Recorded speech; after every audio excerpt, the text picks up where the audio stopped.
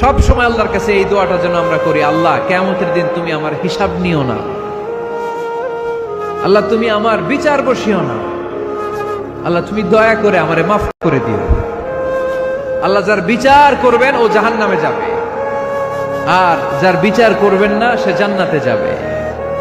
আল্লাহ যদি বিচার করে আর পাই টু পাই হিসাব নেয়, নামাজ পড়লি না কেন, রোজা রাখলি না কেন, মিথ্যা বললি কেন, খাদ্যে ভেজাল দিলি কেন, মাছে ফরমালিন দিলি কেন, যৌতুক খাইলি কেন, ঘুষ খাইলি কেন, উল্টাপাল্টা করলি কেন, জিনা করলি কেন, একটার পর একটা প্রশ্ন বানে যদি সেই ভয়ঙ্কর দিনে আল্লাহ আমাদেরকে জর্জরিত করে, আমাদের কোনো উত্তর আছে?